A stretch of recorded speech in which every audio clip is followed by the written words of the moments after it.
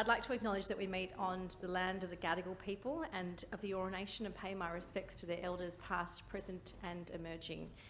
I'd like to welcome both the live audience we have here today. It's very exciting to see people in the Legislative Assembly chamber. We haven't had many people here for the past year. And those across New South Wales who are joining us through our webcast. Parliament Unpacked is a new series of visitor programs which is organised by our Parliament Education and Engagement team, looking behind the scenes at the workings of this, the oldest parliament in Australia. It will be an opportunity to engage with our parliamentary system, the Westminster system of governance, the people that represent us and what happens from day to day in our parliament. In this second iteration of Parliament Unpacked, Women in Parliament, we've dedicated this public program in the week before International Women's Day to Women in Parliament. We're joined today by the Clerk of the Legislative Assembly, Miss Helen Minnican. Helen, say hello. And two of my fellow elected representatives. We have over here the member for Coogee, Ms Marjorie O'neill, and somebody from the other places we refer to it, the Legislative Council, who's joining us here today, the Honourable Emma Hurst, MLC. So we welcome her particularly today because she's used to enjoying the very salubrious red benches over in the other place. It's not as comfortable here, but I think that Marjorie and I would say we probably prefer it. So we'll hear about how the members work for our constituents and in our electorates and also here within the Parliament and across the state, what we each do in the Parliament and what it's like to be a female member of Parliament in a place which has historically been such a male-dominated industry. An institution. We'll hear about the role of experiences of the Clerk of the Legislative Assembly in this, the oldest Parliament of Australia. Women achieved the vote both in New South Wales and federally in 1902. Although Australia was one of the very first countries in the world to allow women to vote, it would take another 19 years before the first woman was elected to the federal parliament, and that was Edith Cowan in 1921 for Western Australia. And not until 1943 was Dorothy Tangney elected to fill a vacancy in the Senate, also for Western Australia. In New South Wales, Millicent Preston Stanley, and you might see her portrait when you leave here today out in the foyer, was the first woman to be elected to the Legislative Assembly here in 1925. She was followed 6 years later by Catherine Green, who was elected to the Legislative Council in 1931. The first female to lead a state or territory government was Rosemary Follett, serving in 1989 as the Chief Minister of the ACT. In New South Wales, our first female Premier was Christina Keneally in 2009, but our first female Premier to be elected in her own right is our current New South Wales Premier, Gladys Berejiklian, who won the 2019 election. In 2021, women in Parliament are 27% of elected representatives in the New South Wales Parliament. 27 out of 93 in this place, that's 29% in the Legislative Assembly, and 10 out of 42, that's just under 24% in the Legislative Council.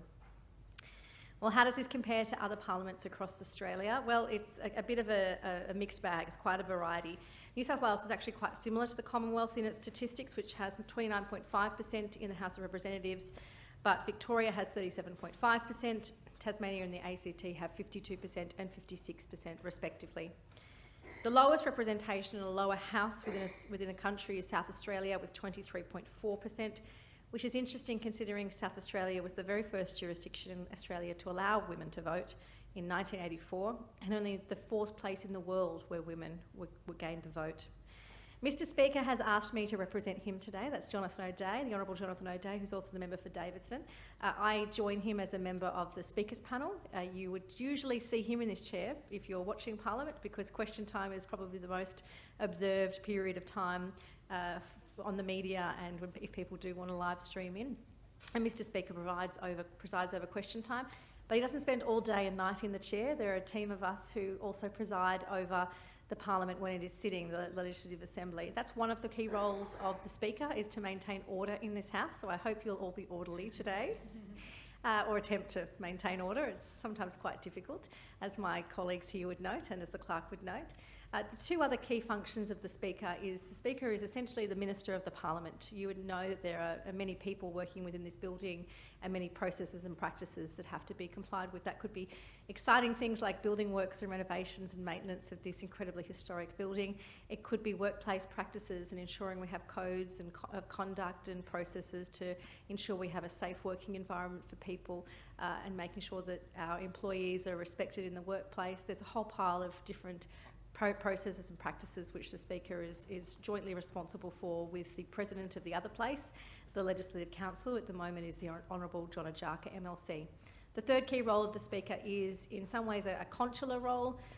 There are many consular meetings and activities and representative roles that the Speaker plays. That might be in a normal non-COVID year, international representative roles, particularly through the Commonwealth Parliamentary Association with some of our peer and member states or some of our sister countries or sister parliaments overseas. But in particular, that's working with some of the different consular representatives here in Sydney as well, so having that international connection through our parliament to other parts of the globe. One of the things I did want to mention that the Speaker introduced, it being a discussion on women in Parliament, the previous Speaker of this place was the Honourable Shelley Hancock MP. She was actually the first female Speaker of this Parliament, and it's interesting to note that in coming to that role, she did bring a different perspective and approach. So some of the reforms and changes introduced under her stewardship included things like introducing parents' rooms for staff and members of Parliament in the building, so that if you had a small child or were breastfeeding, you would have a secure and safe facility in order to undertake those activities, which I've had the opportunity to use now having 2 babies in the last couple of years.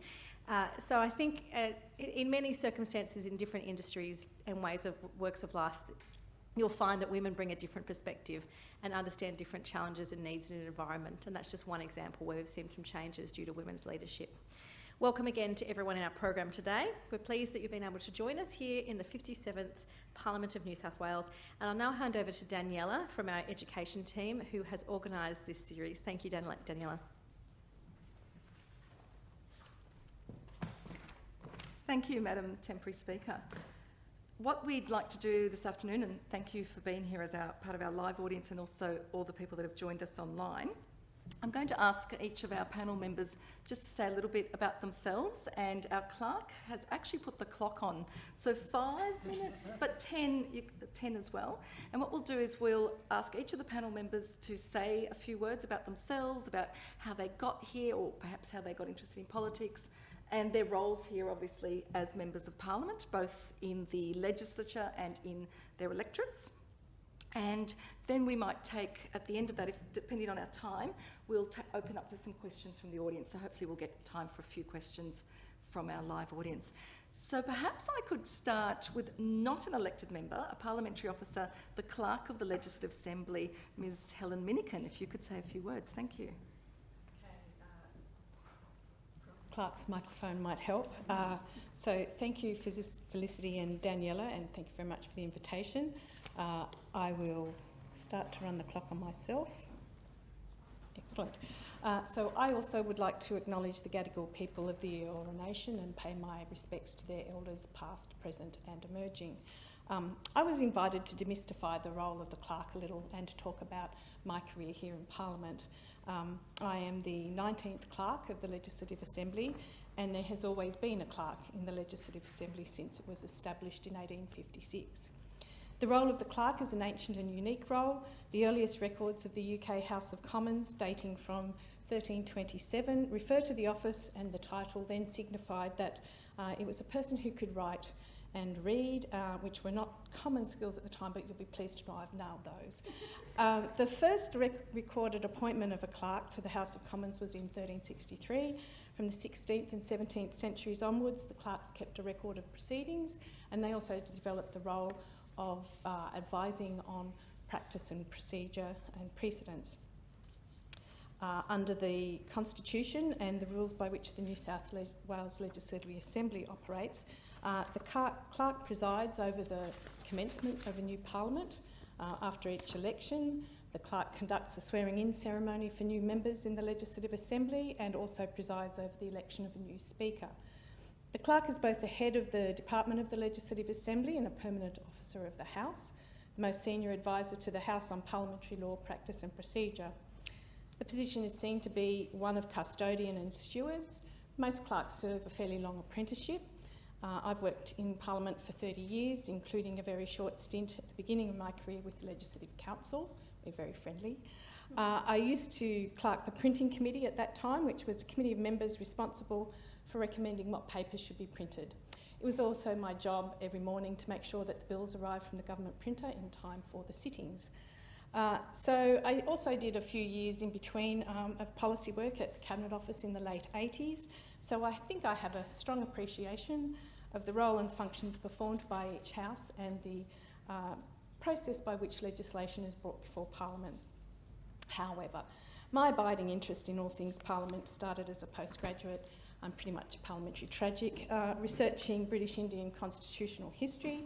My first experience of question time was attending the public gallery of the UK House of Commons in 1986 to watch Margaret Thatcher and Neil Kinnock cross swords. And for the benefit of those who don't know, the distance between the opposition and government benches in that house is 2 sword lengths, which is replicated here in this chamber. It's why we have such a small chamber. 3 years ago, I also managed to observe the second female British Prime Minister, Theresa May, respond to questions from the then opposition leader, Jeremy Corbyn. So, you know, as I started to write this, I started to feel like I'd actually got to witness some very, you know, significant historical events. I've worked across all parts of the Legislative Assembly, but I particularly enjoyed working on parliamentary committees, including the statutory oversight committees, which have responsibility for examining and maintaining the relationship between Parliament and independent bodies such as the Ombudsman and the ICAC. My time working on these committees coincided with the hung Parliament. It's an interesting period, to say the least, in respect of the dynamics between the executive and the legislature, with the independents holding the balance of power and many parliamentary reforms being introduced at that time. After a short period as acting clerk from September 2016, following the retirement of my predecessor, Rhonda Miller, I was selected as clerk after an external recruitment process. So on the 15th of March 2017, I received a commission from the Governor, which followed the presentation of an Executive Council minute, recommending my appointment, which was signed by the Premier. When you're sworn in by the Governor, having received that commission, I took 2 oaths, the Oath of Allegiance and an Oath of Office. The Oath of Office is based on the practice of the House of Commons and the oath taken by the clerks, under which I solemnly promise and swear that I will make true entries, remembrances and journals of the things done and passed in the Legislative Assembly of New South Wales during my continuance in office as Clerk of the said Assembly. So, the public records of the proceedings of the House, the laws made, the decisions taken and the votes cast by its members account for parliamentary government in New South Wales, and if I get nothing else right, I must get that right, and I must maintain those records. My commission hangs on the wall in my office. It's a daily reminder of the significance of the role of the clerk and the duties and the responsibilities that attach to the office.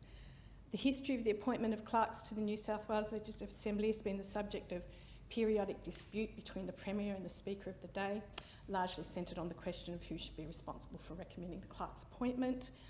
However, the strength of the appointment process lies in its constitutional foundations and long-standing tradition. So the appointment process is symbolic of the independent status of the office. The Governor, representing the Sovereign, is a constituent part of the Parliament, in addition to the 2 houses.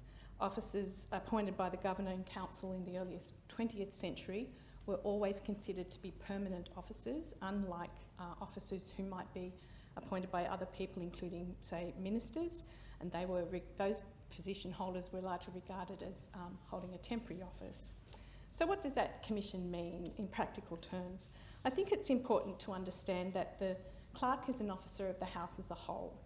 So while I work closely in support of the Speaker as the presiding officer of the Legislative Assembly, as clerk I provide independent and impartial advice equally to all 93 members of the House, whether they are government, opposition or crossbench members. I'm responsible and accountable to the House. Consequently, I always seek to give advice that is trusted and valued, so that all members feel they can approach me for guidance and assistance about the Assembly, its procedures and its business. Finally, I thought I'd wrap up, and I'm right on time, which is excellent for a clerk.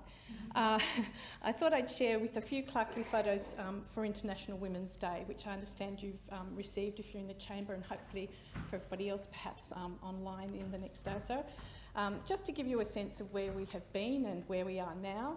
The first photo you have is a photo of the first clerk of the Legislative Assembly, Richard O'Connor. He was formerly an officer in the Legislative Council who went on to also, after he was clerk of this House, become clerk of the Legislative Council in 1860. Then you have a photo of the officers of the House with Speaker Marr, and this includes the clerk, Alan Pickering at the time, and the Sergeant-at-Arms. It's taken in 1961, a couple of years before I was born. And the next photo you have is the first female clerk of the Assembly, Rhonda Miller, and Governor Beshear.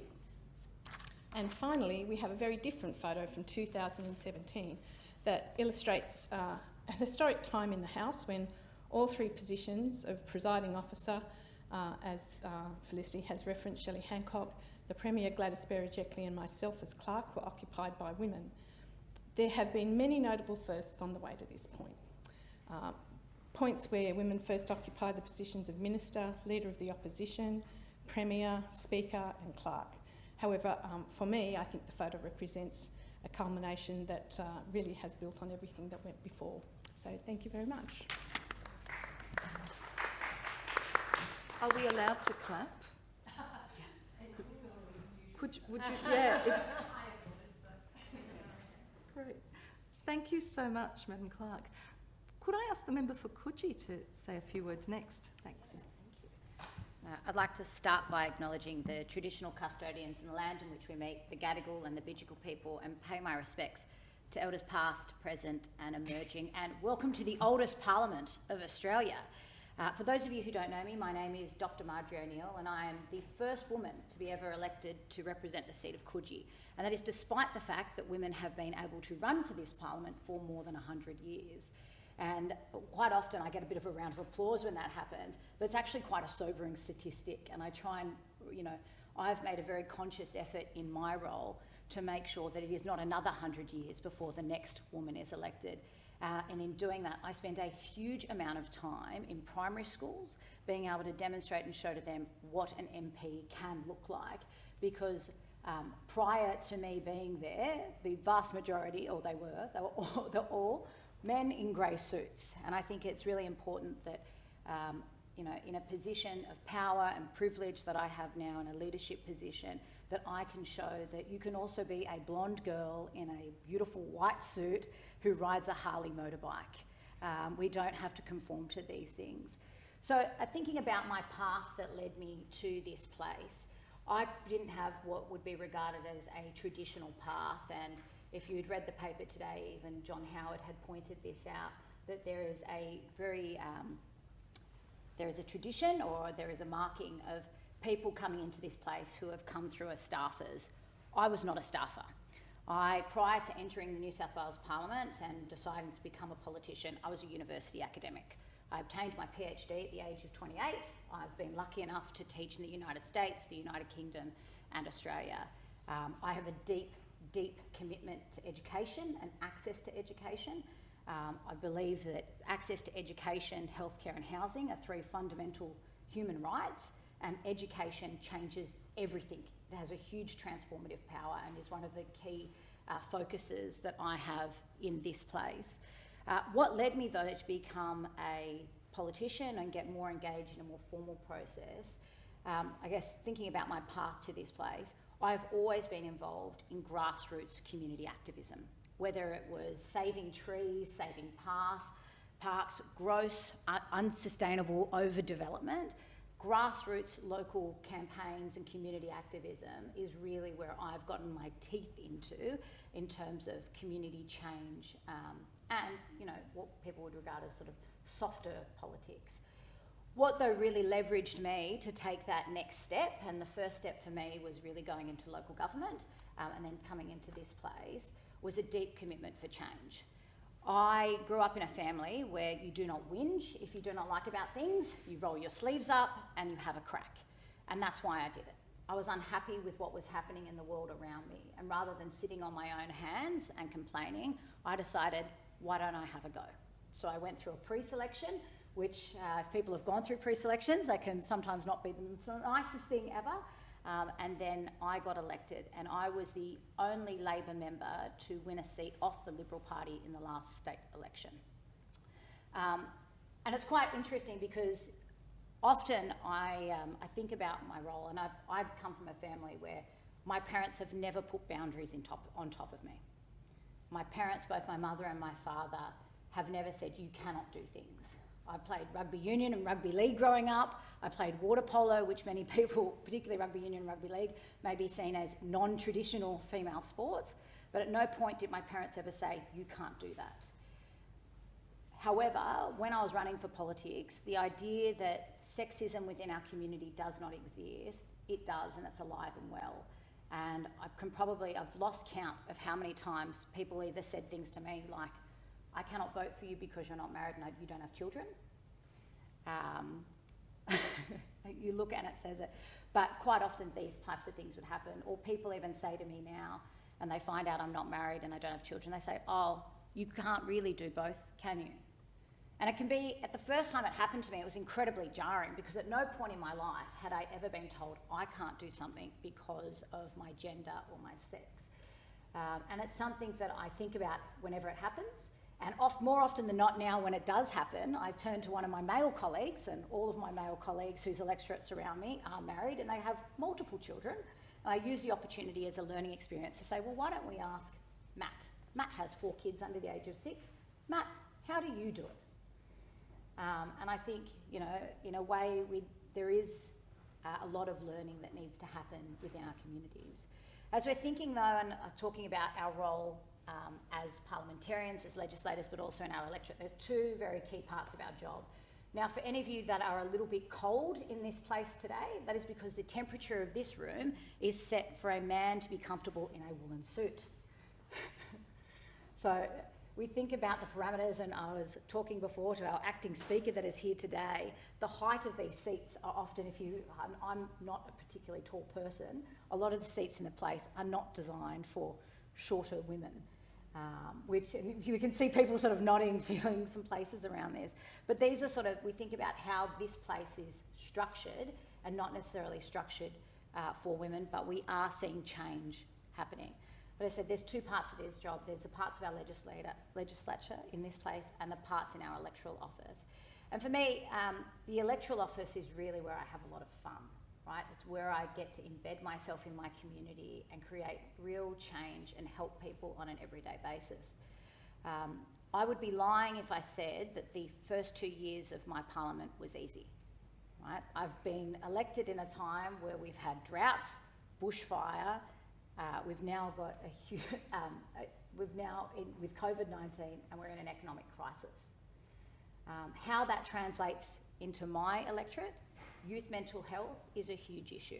We have increasing numbers of young people who are choosing to take their own life and using drugs and alcohol as coping mechanisms.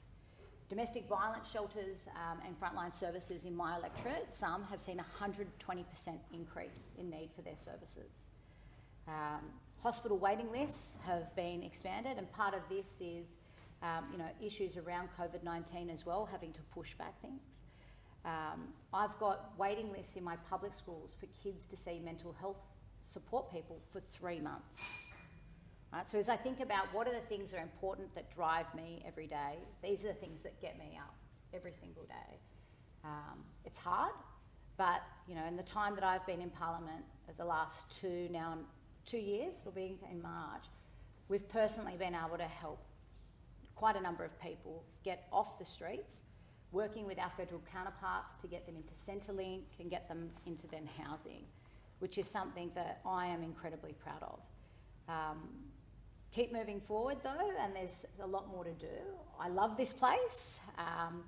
There are some parts of the job that aren't necessarily that nice. When you're sitting here till 2 a.m. in the morning, it would be nice to be at home. And my poor dog, Hermes, who's a Samoyed, he is waiting frantically for me to get home. And when I do it 3 a.m. in the morning and I have to go back again at 7 a.m, he's not the happiest human. But I'm really lucky as well that I have a great support network that lives around me. I'm 5th generation Bronte, and all of my brothers and sisters and my mother, we all live within a 2-kilometre radius of each other, and I would not be able to do this if it wasn't for that support network that I have for me. So I'm going to leave it there and hand it on to the next person. Wonderful. Thank you so much, Ms O'Neill. Could I ask Ms Emma Hurst, MLC, so Member of the Legislative Council, to say a few words? Thank you. Thank you for that. I'd also like to begin by acknowledging the traditional custodians of the land on which we meet and pay my respects to their elders past, present and emerging. I understand many of you may never have heard of the Animal Justice Party before, so I just want to give you a little bit of a background about who we are and also how I ended up in a political party that really represents animals more than it represents people in many ways. So the Animal Justice Party was founded in 2009 and it came from a group of people who really collectively felt that animals weren't being represented in Parliament. Most of the situations that you may have heard about, backflip on greyhound racing, the live export industry, these issues have been in the media repeatedly, and yet there are no laws that are being put in place to protect these animals. My personal story started when I was quite young. I actually recall holding a hen in my arms and I was patting this hen, and I realised that this hen was purring and showing joy in the same way as my cat at home showed joy. And I think I was about 6 or 7 at the time, and I had this realisation that if I couldn't eat my cat at home, then I couldn't eat this hen. I couldn't have harm happen to this hen. And I remember going home and writing letters to my parents that I wanted to go vegetarian, which they allowed. But it was actually many, many years later. I was at university at the time. I was studying psychology. Somebody handed me a flyer on the street and I went home and researched what happened in these other industries. And it absolutely broke my heart to read about what happens in the dairy industry with mother cows having their babies taken away from them and sent to slaughter so that they would produce breast milk, and that was taken. I read accounts from farmers who said that they had seen the mother cows cry all night for their babies until they actually lost their voices. I also read about what happens in the egg industry, that males are macerated at 1 day old, while females, the majority of them, even in our country, are still being put into battery cages. And I just felt so angered about what was happening, and that this was such a hidden industry that I knew I wanted to commit myself to doing something to change that. I'd never considered politics. I just wanted to be somebody that advocated for animals. So I finished my master's in psychology. I knew that animal cruelty was a human-caused issue, so I knew that it also had to be a human-based solution to what was happening. I have worked in drug and alcohol centres, I've worked in child therapy, I've worked in nursing homes, I've worked in psychiatric hospitals, but my main passion remained in that animal space. I worked as the campaign director, I've worked in media, and I also worked with World Animal Protection International, so travelling around the world and actually doing research into the campaigns and how do we actually effectively get people to recognise what's happening to animals and change their behaviour. But what I kept getting frustrated about was the fact that our laws weren't catching up with where people sat. You know, Australians really love animals, we want to see animals protected, but in this place, in Parliament, I felt that the issue was still being largely ignored. The Animal Justice Party at the time had 2 MPs. So we had one here in New South Wales and one in Victoria, and they were both men. And the president of the Animal Justice Party was also a male. What I found I was in the animal protection movement for over 10 years before I ran for Parliament, and it's 80% women that are in this movement. The Animal Justice Party, about 80% of our members are women. If you look at my Facebook page and the followers, again, it's 75–80% women, and yet it was still males in leadership role within a political party that was driving a movement that was majoritively women. So I became the first MP elected, the first female MP elected on animal justice 2 years ago today. What I have found, having come into Parliament, as sort of mentioned earlier, there is still a lot more men in this place than there are women. But what often happens is that the women in this place build some kind of a union. We often work together. And there was a really good example of that work last year. Because of my psych work and also because of my animal work, one area that I really focused on was the link between domestic violence and animal abuse. And this is an area that largely affects women. And it's something that our legislation absolutely did not recognise. Now, many people delay leaving violent situations because they can't leave with an animal. We have restrictions in accommodation. We have restrictions particularly for women in regional and rural remote areas if they've got large animals like horses or large numbers of animals. So we actually held a round table. We met with Domestic Violence New South Wales, we met with Women's Safety New South Wales, and then we sort of created a collective cross-party support group. And so we were working with women from the Liberal Party, women from Labor, women from the Greens, and we ended up putting a range of reforms through last year. We got $500,000 to upgrade refuges to be able to house animals for anybody that was fleeing violence. We got animals explicitly listed in apprehended domestic violence orders so they could be protected individuals under an ADVO. And we also got our legislation to recognise that there is a link between domestic violence and animal abuse. And this week, very similar reforms that we got through here last year have just been put through in Victoria as well. So we're making massive amounts of change by being able to work together. I think I will leave it there. But yeah, thanks for coming today, and happy to answer any questions. Thank you so much. That's 3 really wonderful stories so far, and possibly also examples of how women can make a difference once they're here in the legislature. I'm just wondering if our temporary speaker, Ms Wilson, might want to, I know you'll play in the role of speaker, would you like to perhaps also be part of the panel and say a few words about your experiences here as well? Sure, I can contribute something briefly. Thanks, Daniela. As Daniela mentioned, I'm sitting here as a speaker representing the speaker's role today, but when I'm usually sitting down there, I sit on the government benches as a Liberal member. I was elected in 2017 in a by-election. Many of you would know Jillian Skinner, who was my predecessor and the Health Minister and Deputy Leader of the Liberal Party. She had a very long tenure within politics, 23 years of service and a significant contribution in my area, and she was the second female to be a representative for my electorate. So my electorate has elected women in the past, but by-elections are very challenging environments to try and retain a seat, particularly when you're within the government, because there's generally, historically, a swing against a government in a by-election, particularly a by-election which is seen as being brought upon the community by decision of that individual resigning rather than illness or a death or some kind of misadventure. So it happened pretty quickly for me. A day after Australia Day, my predecessor announced her retirement.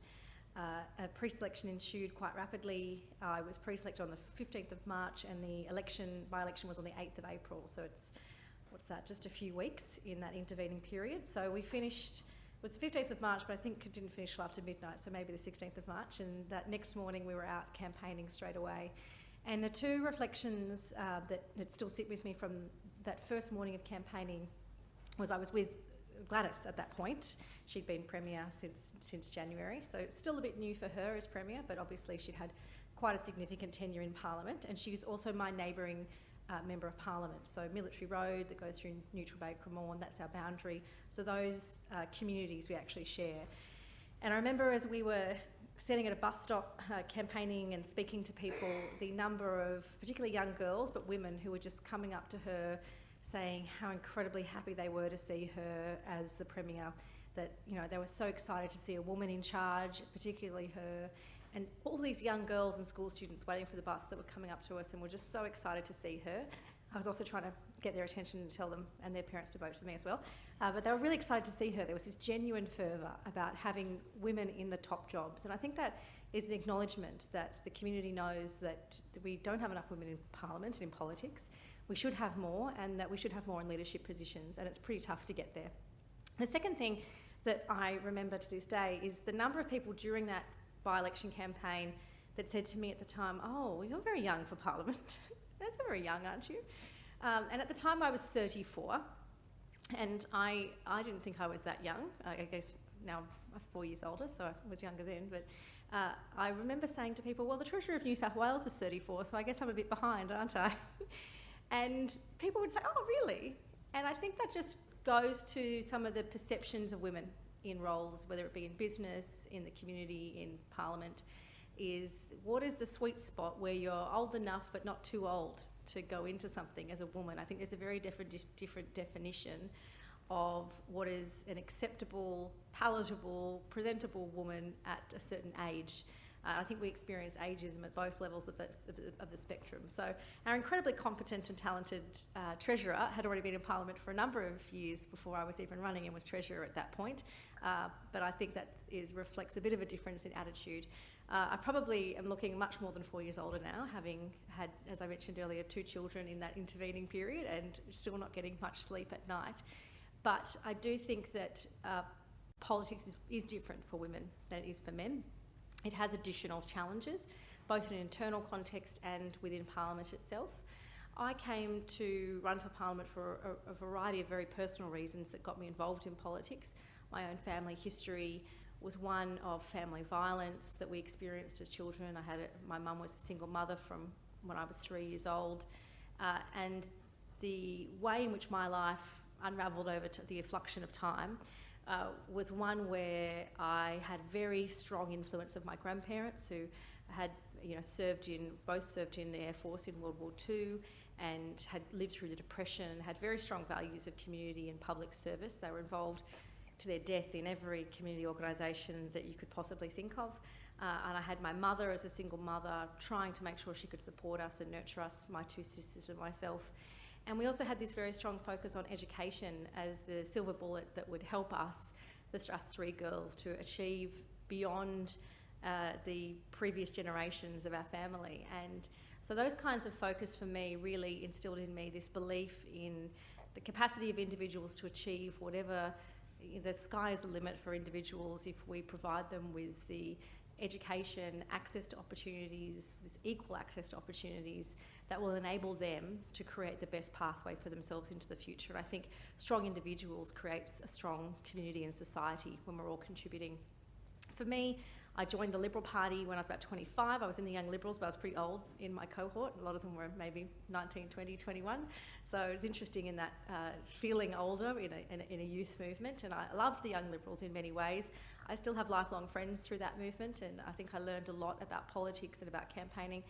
But when I was 30, I actually was elected as the President of Liberal Women's Council here in New South Wales, which is the peak body for women. And we have our current President of Liberal Women's Council here, Mary Lou Jarvis, who has obviously Liberal Women's Council is just going onwards and upwards with its leadership, may I say. And that's an incredibly influential body within the Liberal Party and representative of women across the entire state and division, working on policy motions and trying to create change. The code of conduct that's been implemented within our party was worked through with people like Mary Lou. And it also has a lot of access to our ministers and our representatives to try and make sure that women always have a voice and are considered. We don't always get the outcomes we want, but we're constantly shoulder to the wheel pursuing behind the scenes. And that opened a lot of doors and interest for me into representative politics. So while my values already existed, my ideals, I'd never seen myself as a representative politician, but in some ways that was a bit of an evolution through my internal representative roles within the Liberal Party itself.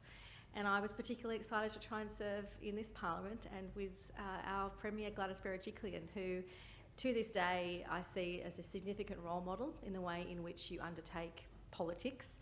There's a lot of people who will politic in politics. She's the kind of person who works with some very clear values. She works with respect, treating people with respect and expecting respect. She works with diligence and hard work constantly. She's always working harder than anybody else and knows her facts and expects other people to also know the job and do the job. And she always puts the community first. There's a sense that it's never about her, that we as Liberals and what she expects from us as her government is to always put the community first, which harks back to that value I was raised with about this genuinely being about public service. So that's why I'm here. I've achieved a few things collaboratively, as Emma said, with colleagues since I've been elected. There's many more things I'd like to achieve, but sometimes these things take many, many years. The wheels of change can turn very slowly, but we are in such a rich place here that we get to sit on these benches and we get to make that difference and contribute to the future life of this state for generations and generations to come. So thanks for being here. Thank you so much. I don't know about you, but one of the reasons... Yes, can we please give all of the members a clap? Thank you. One of the reasons I think the education section love to put on these programs is because we get to hear these amazing stories as well, and they're really, really inspiring. And I'm hoping that people have some questions perhaps for one or all of the members. And maybe when we get questions, if you feel that you want to answer, just pop up and answer it, and 2 or 3 people can have a go, or just one. We might just play it by ear. We are broadcasting live, so if you wanted to just stand where you are and just introduce yourself, just first name is fine, tell us your question, but try to make it a little bit louder, try to project it a little, and I'll repeat it as well, just so that everybody can hear it. So, that first question is always the most difficult. Thank you so much, that's wonderful. Good afternoon, my name is Ruth. Thank you very much for your very erudite presentations. It's great. I've got 2 questions. I'll ask the first one, which I expect you may be able to answer, but I can't avoid the second. The first question is, I've been working with a group called Sydney Alliance, and we're really working now to support children of asylum seekers, but actually everyone. And one of the things that we've been looking into is free access to early learning. I don't mean playgroup, I mean real early learning. And I know there are some different groups like the Thrive by 5 group that are now working to get this sort of education to all children from 3 years old. And I'm really hoping with this group of women that we might be able to push that ahead in New South Wales. Great. But my second question has to be... Should we answer the first question first? Okay. Let's do that one first. And it's a little bit like question time. So there might be questions that are a little bit complex and may have to be taken on notice. But is there somebody that would like to have a go? Do you want me to comment on what the current policy is? Yeah. So in New South Wales, we actually have subsidised childcare for, subsidised preschool, not childcare. So what's known as childcare or long day care is within the federal domain. You're probably aware of that. The state jurisdiction is over preschool, so that's generally the shorter daycare, well, not daycare, but shorter programs from the ages of 3 upwards. And we used to have subsidised or free childcare for ages 4 and 5. We've now increased that to ages 3 through 5 and through school readiness programs. So I think that's for 21 hours per week. So we already have that enshrined in our policy, and we fund that. And the goal of that is to ensure that we are investing in the lifelong capacity of students and children, because we know how important that early learning is. If there's something more detailed or more specific that you wanted to see changed, or and I know I'm not within the federal government, but childcare itself is actually free for people who meet certain criteria. So that could be based upon income or special needs. It could be based upon the role of caring responsibilities in the family. It could be because individuals are asylum seekers, for instance. So there are federal policies that ensure people can access free childcare. Just the only thing I want to add to this as a comment is around how important the conversation around access to childcare is. The fastest growing group of homelessness is women over the age of 50. My background's superannuation and women's superannuation. The leading causes of this is really around the gaps with that, where women are withdrawn from being able to participate in the workplace, and predominantly because they're taking on unpaid care and responsibilities. So thinking about how do we address issues like that in the long term, access to childcare, which is affordable, accessible, easy to get, is a really important part of that dialogue. I just really, I guess, wanted to add to that, that I'm quite interested in what you were saying around, I mean, it sounded like it was a bit more than just childcare, but also kind of like that early educational aspect of it. And that is something that I'm quite interested in as well. I think I mentioned that I used to work as a child therapist, and so what we actually did was something called ABA therapy, and it's an interesting section of the market where you've got, well, we worked specifically with children who had autism, and they could only get a diagnosis of autism at a certain age. but if you started therapy much earlier, then the child had much better prospects overall. And we ended up, I worked privately with families who were able to actually afford this kind of educational care at a much earlier age. And we had children that lost the diagnosis of autism over that time as well. So I think that, you know, that whole aspect of the educational part of it, rather than it being just, I mean, I know childcare does obviously incorporate a lot of that, but I'd be interested to hear more from you about that aspect of it and what you were thinking that could help achieve. So perhaps you might want to individually contact some of the members at a later stage. And What's the second part of and the the second question? The second question is not to be answered, but to say we're feeling for all women in parliaments. Oh, thanks. Thank you. Are there any other questions? Yes, thank you. Hi, I'm Stella, and this is a general question. Can somebody comment on what you see are the most important challenges facing women in Parliament today?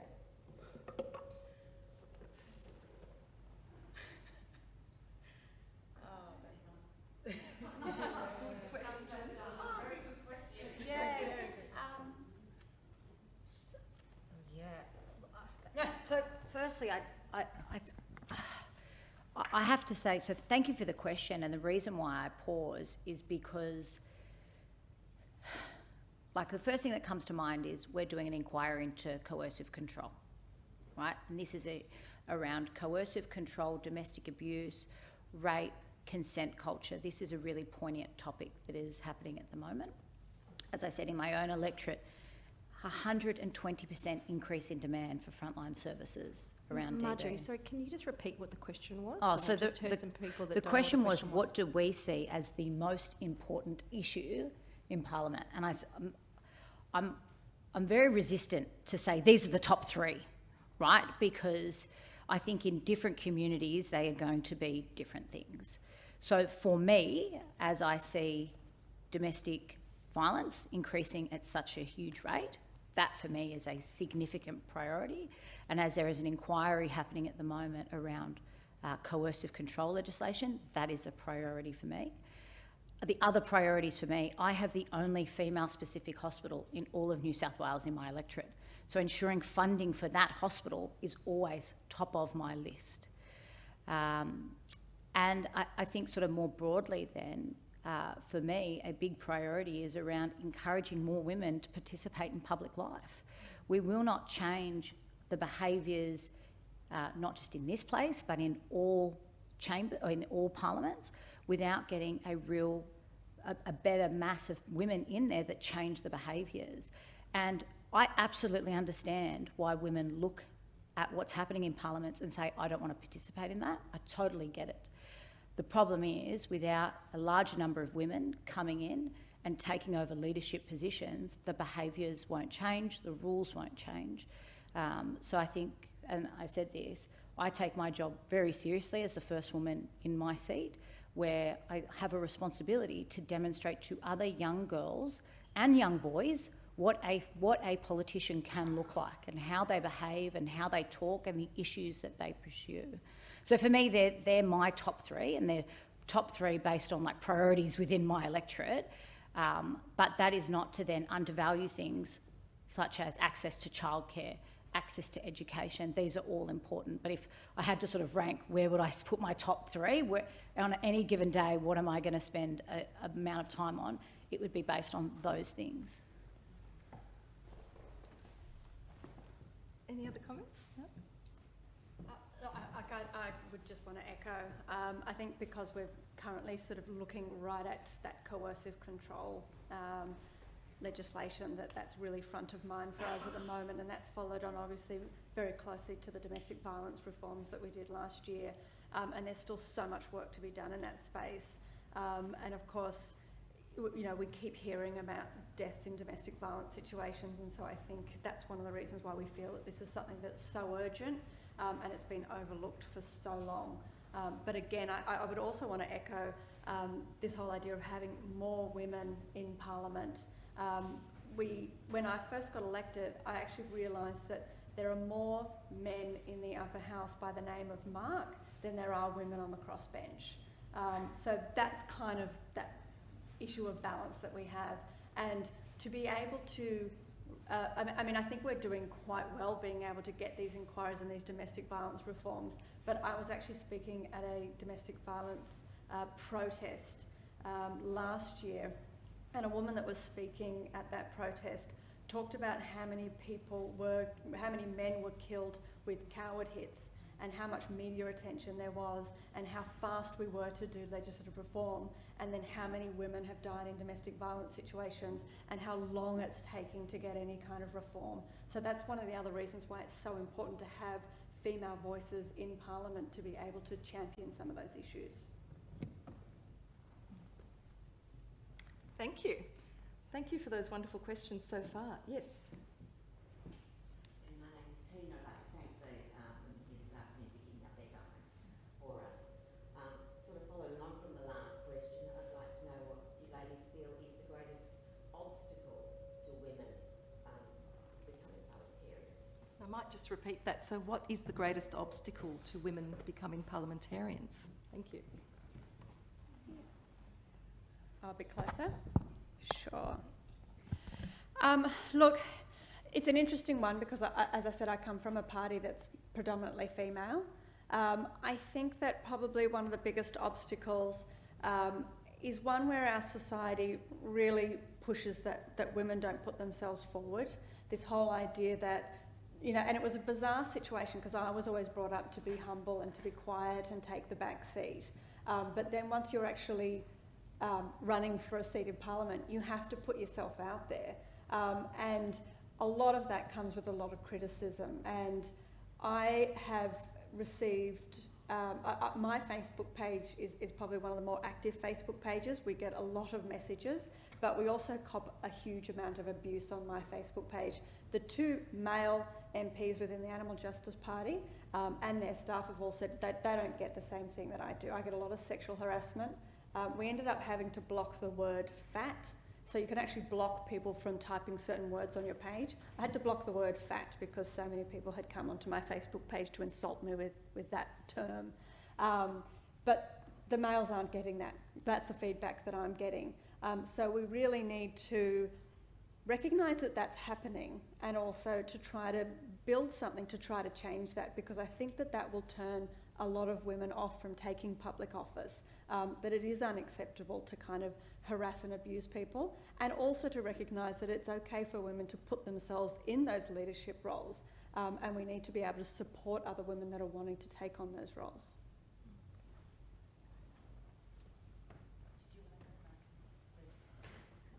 Well, briefly, I think I won't talk about the workplace of Parliament, so there's already a lot of public commentary on that, but I'd like to add to what Emma said. I think there's a lot of focus on the way we're treated in here by each other, and sometimes that can be good, sometimes it can be bad. I think that there's not enough responsibility taken from the community about the way that they treat us. So when we see people out in the community saying, isn't it horrible the way women are treated in Parliament and in politics, and yet it's part of the community that are sending us death threats, rape threats, physical violence comments, yelling and swearing at our staff when they call the office, starting commentary online to try and intimidate you and make threats towards you. When we're exposed to things like that, it's not originating from our peers. It's not originating most of the time from within our own political parties or people who are active. It's ordinary people that could be your friends or family out there. It's the kind of behaviour that is unacceptable. And as Emma said, it doesn't happen to the same extent or the same way to men in public office. So I think the community needs to take more responsibility for that. And I think the media needs to take more responsibility for that as well, because too often when you speak about women in politics, it's what we wear, what we weigh, who we're sleeping with, if we're not sleeping with anybody. Do we have kids? Who'll take care of them if we do? And if we don't have kids, then why are we so heartless that we don't want to raise a family? There's way too much commentary on our personal lives, and although we do bring our personal lives here, we are whole people. It is part of our existence, and you'll see a lot of politicians, myself included, people know that I have a husband and 2 small children. That's part of who I am, and it's one of the reasons I resonate with my community and young families in my community. but there's the extent to which people take the incursion into making the private public and using that as an attack on you is incredibly offensive and damaging. And I also really resent when people say we need more strong women in politics. Like, by some implication, everybody else is weak. I don't think you have to be strong to be in politics as a woman or a man. I think unacceptable behaviour and treatment is unacceptable, full stop. And if you choose not to deal with that unacceptable behaviour, that does not make you weak. It's a decision that you make about the way you choose to live your own life. And women can make significant contributions in business, in the community and in politics. And they're more often choosing to go into those other spheres in small part because of some of the treatment that they see women meted out towards women within the community itself. There's not much else that I can add to that except to say what I found really confronting when I talk to my male colleagues in the seat around me is how different the community interacts with me compared to them. Like my poor staff who have to go through my social media and we get nude photos of dudes sending stuff like that to us all the time. And I ask my male colleagues, do you get it to you? And they go, no, we've never had it. In my period of 2 years, we've had the police called numerous times with people being violent in my offices. Now, my neighbouring state member, the member for Maroubra, Michael Daly, who's been in for a really long time, Matt Thistlethwaite, my federal person, called them and I was like, this has happened 8 times in the 2 years I've been in. How often does it happen to you? And they go, never. Right? So the way this whole thing around really how the community interacts and sees us and treats us is really differently. And it goes from everything, not just that, as someone who isn't married and doesn't have children, people make these assumptions around my sexuality, around my worth, around whether I do or I don't have children. And, it's really offensive, right? I've spent my life focused on education and helping young kids, but it seems that a huge part of my worth is just based around my capacity to get married and have kids. And that I can see why young women would not want to engage in it. The one thing though, I think, just bringing it back to this place, and I wish more young women knew, is question time, and the way that we behave in question time actually isn't how we treat each other and we in real life. More often than not, opposition and the government, when we have issues, we have the capacity to call up ministers and solve the problems on the spot. And I wish people actually knew that more, that when there are issues that matter in our community, we sort of drop all sticks and we actually work together to have them. And I think there is a misconception about the behaviour in this place, because the only thing that people see more often than not is question time, which is a heated debate, which is quite fiery, but it actually isn't real. I wish more people knew that, because I can see how that would deter people from wanting to participate if they thought that that was the only way that we actually interacted with each other. Thank you so much. Can we please give a round of applause to each of our members and to the Clerk of the Legislative Assembly? And I'd like to say thank you to all 3 of them, 4 of them, including our Clerk, for taking time out of what is a really, really busy life as members of Parliament and parliamentary officers to be here today. Let's give them another round of applause. And I'd also like to thank very much our audience, both live and online. We really wouldn't be able to have these events if people weren't interested, and I think there is an incredible interest in the community, in the workings of Parliament and the members. So thank you so much, and thank you so much for your questions. Really intelligent, really interesting questions that were answered so wonderfully by our members. So in closing, I might ask... I was actually just going to ask, if I may, I feel that we have focused a bit on negatives. And I just thought, in ending, if you wouldn't mind me asking a question of my peers, sure, a little bit of positivity and hope. Yeah. Any regrets? Are you happy you're here, and would you recommend it to others? 1,000%, right? This is the best job on earth, and as I said, I'm 5th generation Bronte. I live 2 streets away. Microphone, Marjorie. Microphone. Oh, sorry. I'm 5th generation Bronte, and I live 2 streets away from where my great-great-great-grandmother lived. So to represent a community that's in my DNA is amazing.